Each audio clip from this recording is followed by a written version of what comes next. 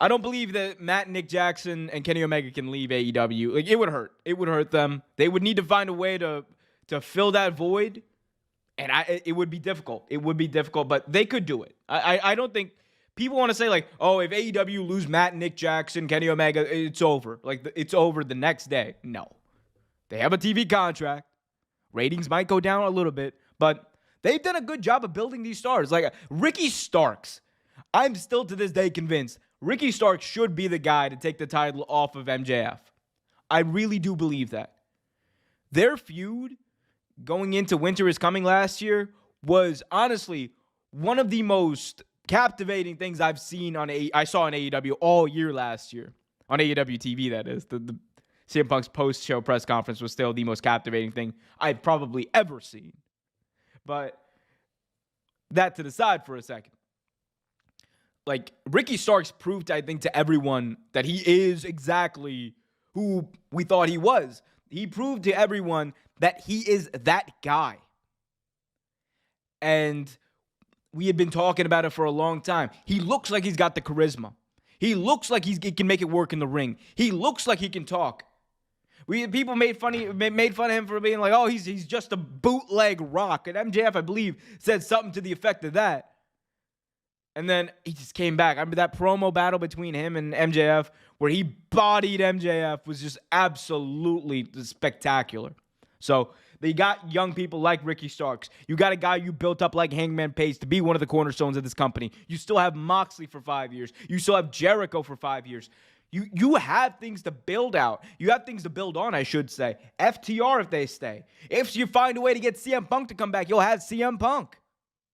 So... And we're not even getting into the women's division. Jade Cargill is one of the biggest stars in pro wrestling right now.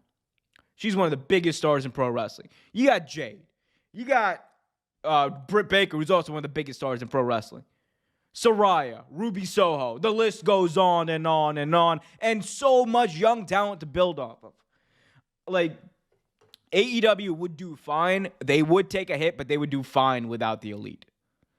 Now... they might need to change the name of the company. I don't know about that, but they might need to change the name of the company. Natural Healing says, everybody's replaceable, even Hangman Page or Omega. So I agree with that to this degree. I don't think you can ever replace a talent like Kenny Omega to be Kenny Omega. That will never happen. Kenny Omega legitimately right now is probably the best wrestler in the world. I'm not saying of all time, but he's up there, man. Kenny Omega is great. That being said, when The Rock left WWE, like think about all the people who've left WWE. The Rock left eventually. Stone Cold left eventually. The Undertaker, well, okay, he didn't leave. But you know what I'm saying. Like all the big stars, Hogan, Bret Hart, eventually everyone left. Shawn Michaels had to go. Eventually everyone left. And what happened in the end? You find a way to make it work. You find a way to build new stars because the talent is all there. Dante Martin is a guy.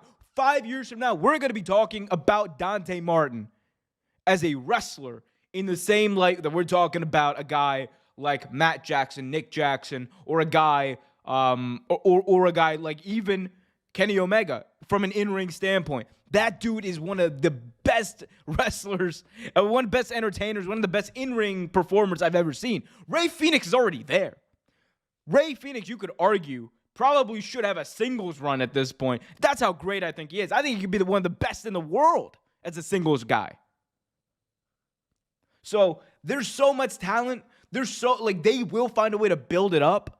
It's just a matter of doing it in a timely way. Because one thing you don't want to do, you don't want to waste time, and you don't want to go the way of Impact Wrestling. Because the way Impact Wrestling went was, we already have such amazing homegrown stars that are attractions. AJ Styles, Abyss, Eric Young, Bobby Roode, the Cowboy, James Storm. I'm a drinker. It's like every promo he's ever cut. Love you, James Storm. Do not hurt me. But you have all these guys who were great, but what was Impact Wrestling's issue? Every time, what they do, They let the old timers come in and they put them over the younger guys. That's what the Main Event Mafia did. That's what. And I'm not even talking about Kurt Angle. I think Kurt Angle was a free agent signing, right? That's a free agent signing. I think in wrestling, we don't, in wrestling, especially from wrestling fans, we don't really understand, I think, the concept of free agent signings, or we don't see the concept of free agent signings. We just see, ex-WWE guy going to AEW or ex-AEW guy going over to WWE. That's all we see.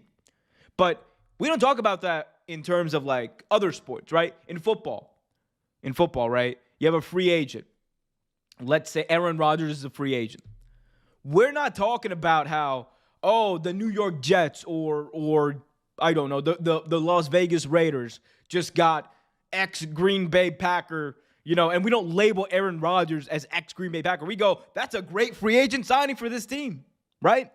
That's a great free agent signing for this team. And I think we should start looking at wrestlers in that way, right?